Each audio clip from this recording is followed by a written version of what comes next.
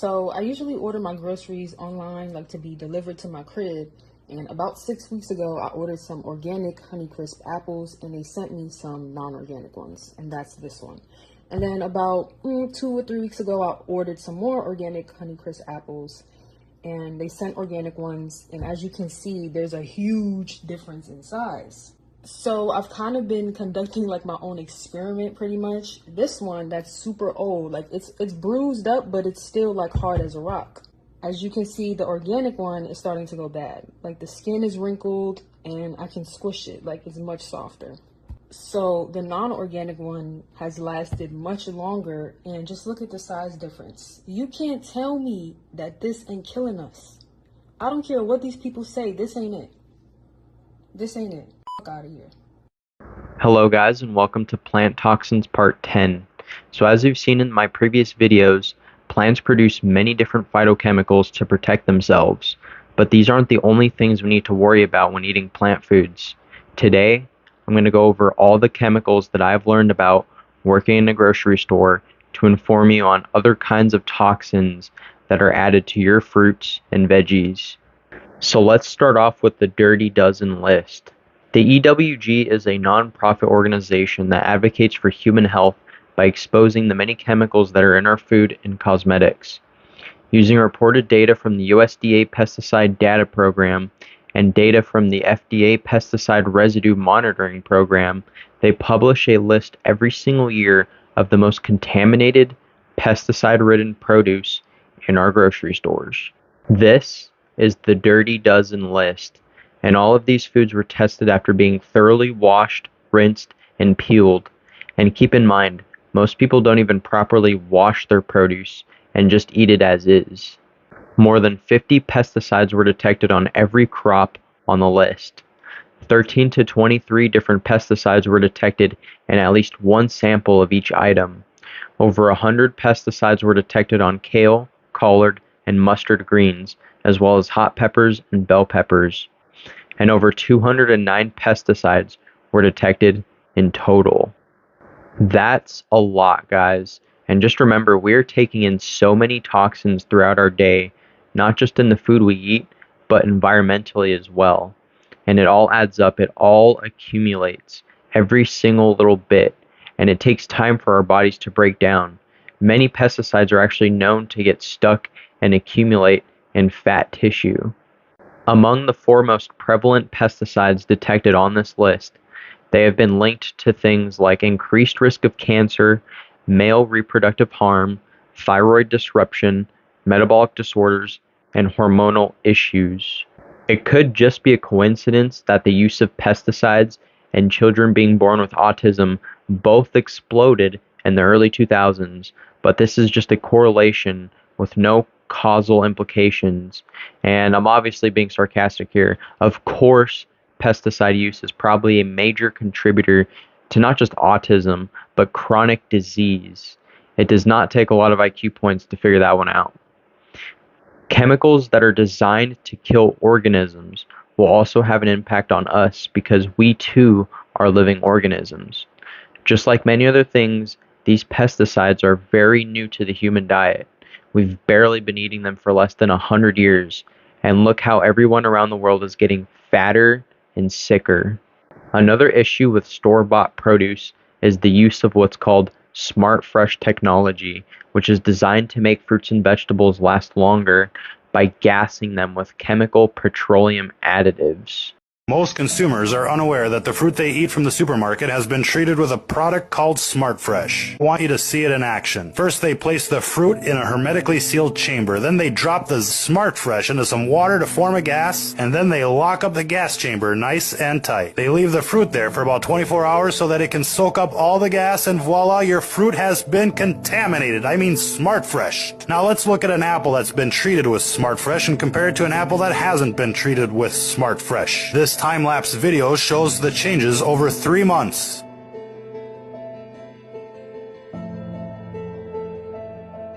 As you can see, the Smart Fresh apple hasn't changed a bit. Most people don't even realize that the fruit they buy at the grocery store can literally be a year old before it's actually sold, and you wouldn't know the difference. Let's see what the makers of Smart Fresh have to say about their product. They say the active ingredient of Smart Fresh is methyl cyclopropene, or MCP. They describe it as a simple hydrocarbon molecule. Well, examples of simple hydrocarbons are as follows: butane, propane, and even hexane. It turns out they're gassing the fruit with petroleum-based products, ladies and gentlemen. Now they just call it a simple hydrocarbon so that nobody worries about it. I mean, who doesn't like a little diesel with their fruit, right? Their website also states that this can be used with other fruits and vegetables. SmartFresh is authorized for use with organic foods. And the worst part here is that people are totally unaware. Yeah, so you could potentially be eating fruit that's quite literally years old. Not only is that kind of gross, but you're not going to get much nutrition out of that either. Next up is another chemical additive that's been added very recently. It goes by the name Apeel. Apeel is funded by the Rockefellers and the Bill and Melinda Gates Foundation, the same people who openly believe in depopulating the world and killing off billions of people to fight back against climate change and make the population easier to control. The world today has 6.8 billion people. That's headed up to about 9 billion. Now, if we do a really great job on new vaccines, healthcare, reproductive health services, we could lower that by perhaps 10 or 15%. The world today has 6.8 billion people. That's headed up to about 9 billion. Now, if we do a really great job on new vaccines, health care, reproductive health services, we could lower that by perhaps 10 or 15%. Apeel is a chemical coating designed to prolong the shelf life of produce even further on top of SmartFresh technology. Those shiny apples you see on the shelf are not shiny naturally, but it's the result of things like Apeel or even other chemical coatings that contain different fungicides.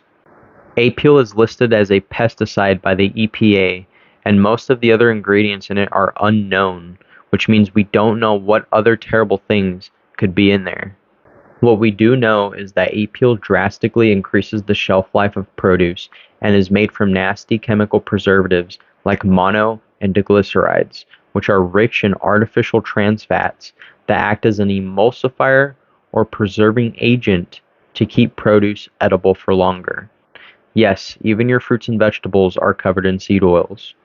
This contributes to your overall daily seed oil and trans fat consumption, and keep in mind that less than 1% of your calories coming from artificial trans fats can cause significant health risks and increase your chances of so many different health issues, which I talk about in my video about seed oils. Apeel literally cannot be washed off without damaging the produce and will remain on the surface of fruits and vegetables. Because it cannot be washed off, it can actually trap in other substances like pesticides, fungicides, and other contaminants, which means even more yummy toxic chemicals for you. One of the biggest mysteries in the organic produce world right now is how did the new Apeel coating with financial backing from Bill Gates get approved for use on organic produce? You'll see these Apeel stickers on lots of produce items now. It means the produce has a coating on it that seals it up tight against anything getting in or out, preserves it longer. What's in this coating? Well, it seems to be shrouded in mystery. The product intended to be organic, listed as Organapeel, is registered with the EPA as a pesticide with a rather short and cryptic ingredient list. Active ingredient, citric acid at 0.66%. Other ingredients, not named, 99.34%. That's 100%. Great, it's all accounted for. Maybe it's listed that way because citric acid could qualify as organic if it's not from a synthetic source. But what about the other 99.34%? Because I'm supposed to eat this coating. Oh, and get this, the EPA requires this caution on the label. Wash thoroughly with soap and water after handling and before eating. The certificate the Organic Material Review Institute issued to it that approved its use on organics lists it as a fungicide with no ingredient specified. I'm not sure what that's based on, but this is starting to smell. It reeks of influence peddling. And the antiseptic for that smell is always sunlight with a liberal splash of transparency.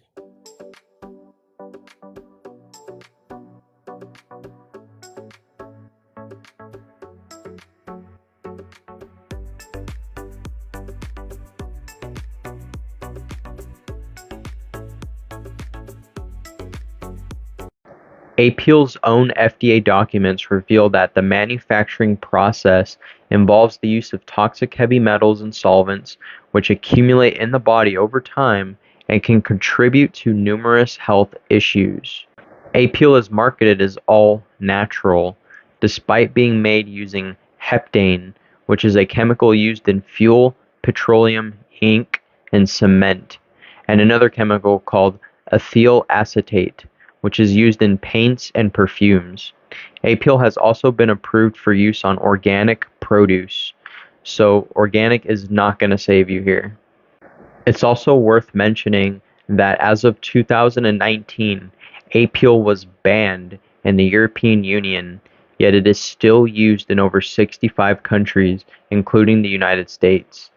As of today, some grocery stores have discontinued carrying produce with Appeal, like Sprouts and Trader Joe's, but most commercial grocery stores still carry this toxic produce.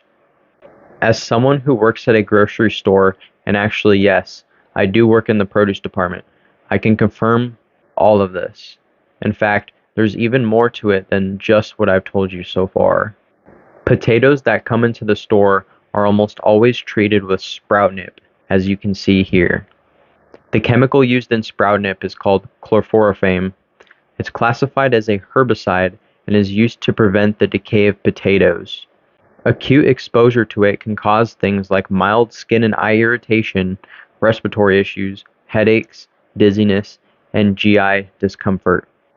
Chronic low-grade and repeated exposure to this herbicide can cause more pronounced things like liver and kidney damage. It can affect the nervous system and has potentially carcinogenic effects. Not only that, but it destroys the environment and kills nearby animals and ecosystems.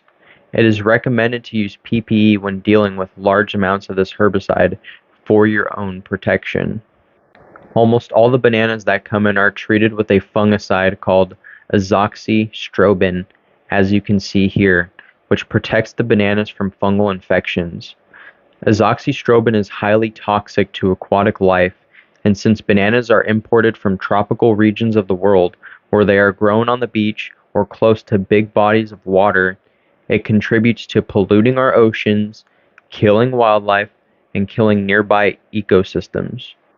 Azoxystrobin is a mild skin and eye irritant that may hinder the development of the brain in humans.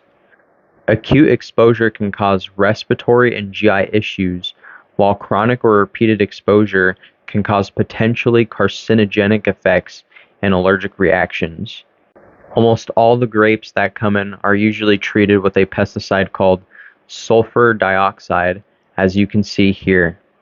Sulfur dioxide is a colorless gas or liquid that is highly toxic and can completely destroy environments and ecosystems, even contribute to the decay of man-made monuments and statues. Acute exposure can cause a burning sensation in the nose and throat, respiratory issues, skin and eye irritation, headaches, dizziness, and GI issues. Chronic exposure can worsen respiratory issues, can cause allergic reactions, lung damage, and affect the cardiovascular system, making it harder to breathe or to deeply breathe. People with sulfite sensitivity and people with asthma may be more prone to experiencing issues with this pesticide. After all of that, you'd think they wouldn't possibly need to add any more chemicals to our food, right? Well, you'd be wrong. Just take a typical stroll through the produce department and you will notice that every 2 minutes or so, these misters will turn on, drenching the wet rack with this mysterious liquid. What if I told you this liquid wasn't water, but actually chlorine used to clean pools and other things? That's right, this chemical mixture is called Produce Max. Produce Max is an antimicrobial wash designed to keep produce crisp and shiny, keeping it fresher for longer. This product has many other names, but its main ingredient is hypochlorous acid, which is designed to kill bacteria and pathogens. And it's not just on the wet rack. Most fresh cut foods and produce in the back is actually washed in sinks soaked with this chemical as well. Hypochlorous acid is basically a type of chlorine, and it's in the same family of chemicals as bleach because they're both chlorine-based disinfectants. And we all know what happens when you drink bleach, right? Now, straight chlorine isn't as toxic as bleach, but anyone who's been swimming in a chlorine pool and accidentally drank some of the water and got sick can tell you exactly how it makes them feel. Our bodies actually produce small amounts of hypochlorous acid to deal with pathogens, but the amount we eat from a head of lettuce is potentially 1,000 times more potent. Since hypochlorous acid is strong enough to kill bacteria and pathogens, what do you think it does when we ingest it in our food? Not good things, that's for sure. Studies show here that hypochlorous acid increases oxidative stress by damaging various lipids and creating tissue damage inside the body. Studies also show chlorine water is potentially carcinogenic and can increase the risk of cancer, and in that case, should have no place in our food or water. When cooking your veggies, it will also release chlorine gas, which can contaminate the air around you and leave chlorine residues contaminating your food. This is the full list of ingredients in Produce Max, and you can see that 99.55% of the ingredients are hidden and not disclosed to the public. So we don't even fully know what's inside this product, and what we do know that's in it already is toxic. Just makes you think about what else is actually inside of it. Regardless of the dose, there is no nutritional requirement for toxic chlorine in our diets, so it's just best to stay away from it as much as possible. I also forgot to mention that even organic produce isn't safe from most of these treatments and chemicals either. Do grocery stores miss produce with pesticides? My friend Eugene Trufkin recently sent me a photo of an antimicrobial pesticide called Produce Max above the produce section in Sprouts. Produce Max contains the active ingredient hypochlorous acid and is produced by Chemstar Corporation, which was acquired by Ecolab in 2019. Ecolab's largest shareholder at around 21% is none other than Bill Gates. Produce Max is diluted in water and used in misters or sinks for a number of whole and cut produce items that you can see here listed on the screen. The pesticide is approved for conventional and organic produce to kill E. coli, Salmonella, and Listeria. As I mentioned, the active ingredient in Produce Max is hypochlorous acid, which forms up to 6,000 parts per million of free available chlorine in the whole bottle. Our bodies produce small amounts of hypochlorous acid, and I couldn't find any information on whether it is or isn't safe to ingest in trace amounts. Produce Max is supposed to be diluted in water so that there's 30 to 60 parts per million of free available chlorine in produce treatment sinks and misters. It appears that the grocery store employees are responsible for getting this concentration correct by using testing strips. It is unclear what residues remain on produce, as it doesn't have to be washed off according to the instructions in the approval letter. What we don't know is how often these misters run and how much of this accumulates on the produce. So that's it for this video, guys. If you're going to eat fruits and vegetables still, the only real options are to go to farmers markets or to grow them yourselves. For the love of God, do your best to stay away from the grocery store produce, as it's quite literally manufactured to harm us just so these companies can make a profit. Now, I don't care if you're vegan or if you're carnivore or animal-based or whatever. We all need to fight back against this because it's poisoning us and our families for no apparent reason. Thank you guys for watching. God bless you. Spread the word. See you in the next one.